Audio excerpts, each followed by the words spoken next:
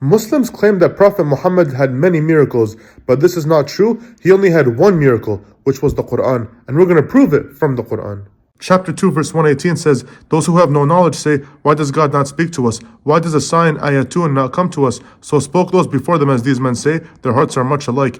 Yet we have made clear the signs, bayan al-ayati, unto a people who are sure." Chapter 2 verse 145 says, "Even if you were to bring every proof to the people of the book, they will not follow your direction. You are not a follower of their direction, neither are they followers of one another's direction. If you follow their desires after the knowledge that has come to you, then you will surely be among the evildoers." Chapter 637 says, "They also say, why has no sign, ayatun, been sent down upon him from his Lord? Say, surely God is able to send down a sign, ayatan, but most of them do not know." Chapter 6109 says, "They have sworn by God the most earnest oaths. If a sign, ayatun, comes to them, they will believe in it. Say, signs al-ayatu are only with God. What will make you realize that when it comes, they will not believe?" Chapter 1020 says, "They say, why has a sign, ayatun, not been sent down upon him from his Lord? Say, the unseen belongs only to God. Then watch and wait. I shall be with you watching and waiting." Chapter 13:7 says, "The disbelievers say, why has a sign, ayatun, not been sent down upon him from his Lord? You are only a warner and a guide to every people." This verse supposes that Muhammad's only function was to warn people, not to perform miracles.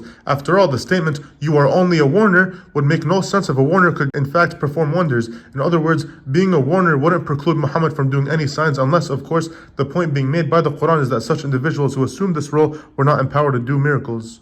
Chapter 11:12 says, "Then it may be that you will give a part of what is revealed to you, and you will be distressed by it, because they say, why has not a treasure been sent down upon him or an angel come with him? You are only a warner, and God is custodian over all things." So it's basically saying, since you are only a warner, it is not your job to perform miracles since you haven't been given that ability. Rather, your job is to simply exhort and admonish people. Chapter 13:27 says, "The disbelievers say, why has a sign, ayatun, not been sent down upon him from his Lord? Say, God leads astray whomever he wills, and he guides to him all who are penitent." Chapter 17:59 says, "Nothing prevented us from sending the signs, bil-ayati, except that the previous people denied them, and we brought Thamud the she-camel as a clear sign, but they did her wrong, and we do not send the signs except as a warning." This verse is one of the clearest proofs that Muhammad did absolutely no miracles whatsoever. The verse says that Allah refrained from providing miracles, which would make no sense at all if Muhammad did indeed perform signs and wonders. In many places, the Quran makes it clear that Prophet Muhammad, despite him being the final prophet, was not empowered to perform miracles